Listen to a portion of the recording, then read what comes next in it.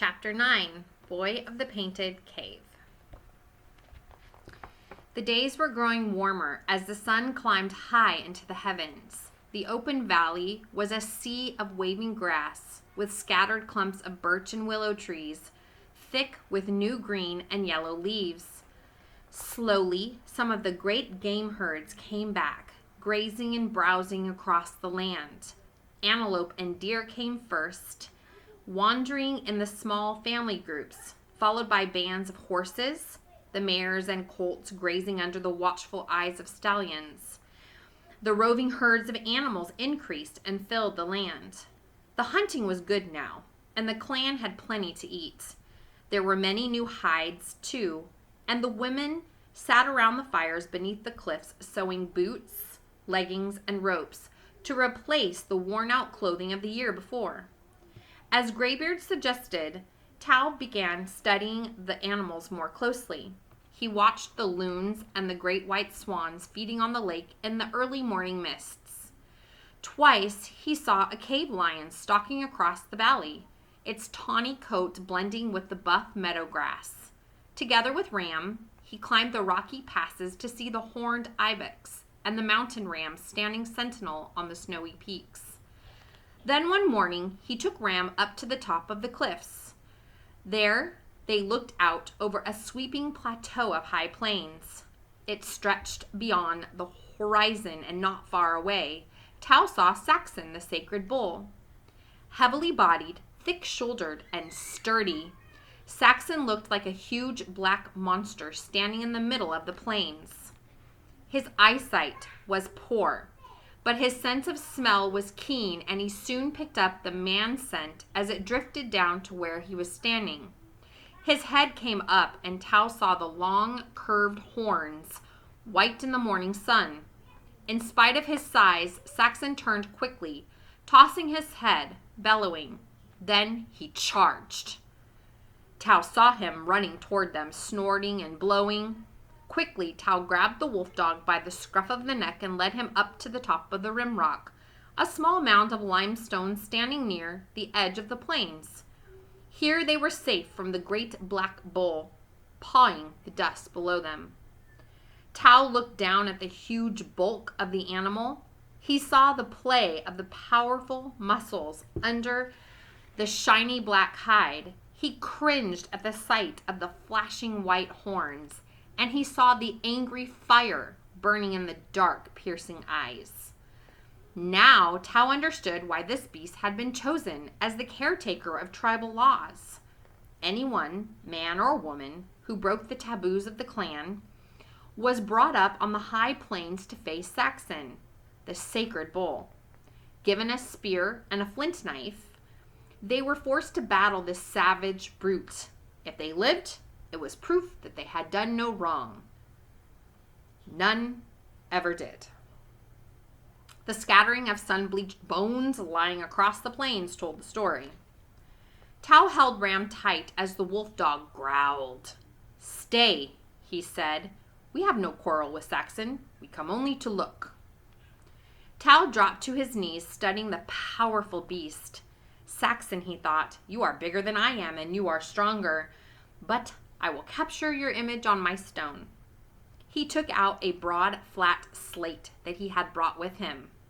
Then he sat down on the rim rock, his legs dangling over the edge, and began sketching a picture of the great bull. He tried to catch the heavy body, the strong neck and shoulders, and the massive head. His flint tool cut deep, scoring bold white lines on the gray slate.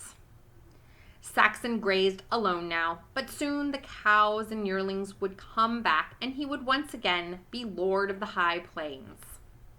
When Tao had finished his drawing, he blew off the dust and held up the stone. "Yes," he said to himself, "that is good. That is the beast I want." He looked down at Saxon, then threw back his head and laughed. "Go," he said. "Go back to your stomping grounds and wait for your cows. I have your spirit carved on my stone." Saxon Sioux grew tired of waiting. He tossed his great head and trotted off across the plains. Tao and Ram climbed down from the rim rock and returned to their little cave. Here Ram lay down in a corner, while Tao quickly began copying his picture of the bull. With a piece of yellow clay, he made a large outline on the cave wall. Then, studying his sketch, he began drawing line for line, sketching in the muscular shoulders and the deep chest. Next, he started the head with its long, curving horns. He drew easily, freely, watching his picture come alive as he filled in the details. It felt good to be working with the smooth, flowing chalk, and he forgot to eat. He was drawing quietly when he heard the wolf dog growl. He looked down to see if Ram was dreaming, but the wolf was wide awake, getting to his feet. Tao put down his sketch. He could feel sweat break out on his neck. "What is it, Ram?" The wolf dog went to the entrance, sniffing and growling. Tao listened, waited. Then he heard the clattering sound of falling dirt and pebbles. His heart beat fast. Someone was climbing up the face of the cliff. Ram growled again. "Be quiet," whispered Tao. The sound of climbing continued. Tao looked at his drawing of Saxon on the cave wall. It was the best he had ever done. But quickly he reached down and picked up the handful of soot and moss and rubbed out the image. Then he gathered up all the chalk and charcoal together with his slate and hid them under the bearskin robe. He sent Ram to the back of the cave and made him lie down in the darkness. Silently, Tao crept to the entrance and peered out. He saw no one, yet the sound of falling stones came closer. The wolf dog whimpered. "Quiet, Ram," Tao repeated. He glanced around the cave. If the climber was Bolt or one of the hunters, he would find no trace of drawings or clay sticks. The boy pressed himself against the damp wall, gripping his spear tightly. Then he saw fingers reach out, grasping the side of the entrance. Tao heard a deep, hacking cough, and he felt a wave of relief. It was Greybeard. A moment later, the old man stepped into the mouth of the cave. He was breathing heavily, and he leaned back against the wall as he tried to catch his breath. Ram came out of the darkness and sniffed at the old man's sandals. "We are happy to see you again," said Tao, "and we are glad you are not one of the hunters." Greybeard smiled. "I came from above," he said, his voice wheezing. "Only now I find I cannot climb as well as I used to." He stopped again to catch his breath. "I go to the camp of the mountain people, and I thought to stop here for the night." Greybeard, the great shaman, is staying with Tao. That's pretty amazing. Okay, readers, back to the story. "We have food and water," said Tao, "and you are always welcome." The boy put some wood on the fire. They speared chunks of salmon on long sticks and broiled them over the hot flames. They did the same with parts of a duck that Tao had caught the day before. After their meal, they ate dried ground plums and drank cockleshells full of birch tea. When they had finished, Tao picked up the bearskin robe, uncovering the chalk sticks and the sketch of the bull. "I have seen Saxon," he said. "I was drawing his image when you came." Greybeard looked at the slate stone, studying the sketch. "This image is good," he said. "Now try again and I will watch." Slowly, Tao picked up one of the chalks. His hand shook, and he knew it was because he was working in front of the master. He began to draw, copying from the sketch. He did well with the head and body, but when he came to the legs, his hand would not obey. Once again, he felt anger, and for a moment he wanted to throw the chalk against the wall. "You must be patient," said Greybeard. "The eye and hand will learn to become one, but it takes time."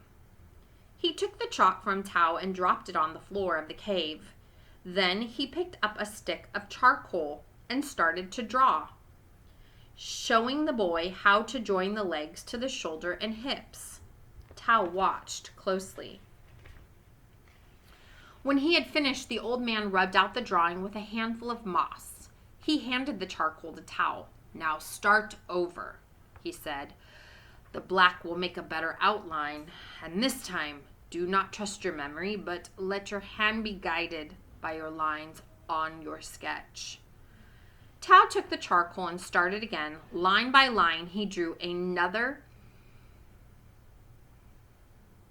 picture of the bull as Greybeard looked on. The old man nodded. "Ah, yes," he said. "That is good. You are learning. Draw as much as you can, but always remember to rub out your pictures when you are through." "Maybe you will teach me often?" asked Tao. "I will learn more quickly that way." The old man shook his head gruffly. "You press too hard, boy. I tell you again, you are not a chosen one. I have already done more than I should." Tao knew he had angered the old man again. He spoke under his breath. "I did not think you believed in taboos." But the old man heard him. "That may be," he snapped. "Yet even a shaman must obey the laws of the clan and accept the beliefs of the people." He tugged at his beard. "I have given you permission to draw. I am sorry you do not think that is enough." He rubbed his eyes with the backs of his hands.